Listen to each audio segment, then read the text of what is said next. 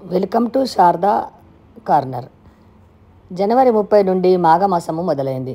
30 నుండి 9 రోజుల పాటు శ్యామలాదేవి నవరాత్రులు చేస్తారు. ఈ శ్యామలాదేవి నవరాత్రులకు శిశిర నవరాత్రులు, గుప్త నవరాత్రులు అని మరి ఒక పేరు కూడా ఉన్నది. ఈ నవరాత్రులను ఉపాసించితే చాలా మంచి జరుగుతుందని, ఎంతటి అనారోగ్యమైనా తగ్గిపోయి ఆరోగ్యవంతులవుతారని ప్రతీతి. మరి ఇంతకు ఎవరి శ్యామలాదేవి అంటే ఈమె లలితాదేవి మంత్రిని. ఈ శ్యామలాదేవి లలితాదేవి బండాసురుని సంవరించినప్పుడు ఆ తల్లికి మంత్రినిగా సహకరించిందట.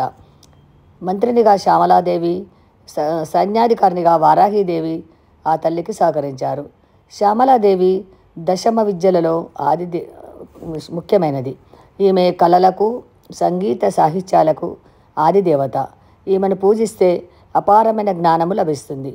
కాళిదాసును మహాకవిగా మార్చింది ఈ శ్యామలాదేవేనట. ఈ శ్యామలాదేవికి అత్యంత శక్తివంతమైన నామాలు ఉన్నాయి. ఈ 9 రోజులు రోజు 9 సార్లు ఈ నామాలను చదివినా విన్నా అశేషమైన ఫలితం తగ్గుతుంది. మరి ఆ నామాలను విందాం. ఓం సంగీత యోగినై నమః, ఓం శ్యామాయ నమః, ఓం శ్యామలాయ నమః, ఓం మంత్రినాయకాయ నమః, ఓం మంత్రినే నమః, ఓం సచివేశాయ నమః, ఓం ప్రభావేశాయ నమః, ఓం సుఖప్రియాయ నమః, ఓం వీణావస్యయ నమః, ఓం వైశిజయ నమః, ఓం మృత్యుంజయాయ నమః, ఓం ప్రియకప్రియాయ నమః, ఓం దీపకప్రియాయ నమః, ఓం కదంబవాసిని నమః, ఓం కదంబైస్యస్య నమః, ఓం సదారుద్రాయ నమః.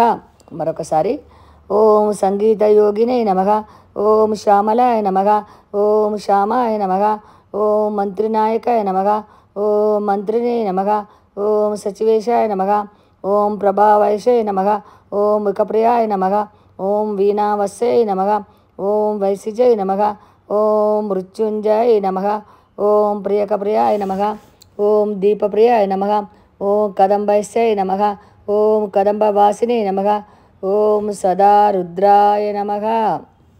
ఈ శ్యామలాదేవికి రాజశ్యామల, అంబశ్యామల అని కూడా పేరు.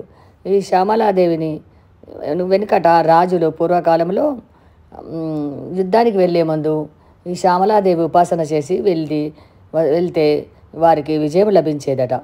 ఈ శ్యామలాదేవికి సుఖప్రియ అని మరి ఒక కూడా పేరు. ఎందుకంటే ఆమెకు చిలుక అనిన చాలా ఇష్టం. ఆమె చేతి మీద ఎల్లప్పుడూ ఒక చిలుక ఉంటుంది. ఆకుపచ్చ రంగు దుస్తులతో సస్యశ్యామలతో గుర్తుగా శ్యామలాదేవి చాలా అందంగా, ఆకర్షణీయంగా కనిపిస్తుంది. ఒక్కసారి ఆ అమ్మను చూడగానే మనకు పదే పదే నమస్కరించాలని అనిపిస్తుంది.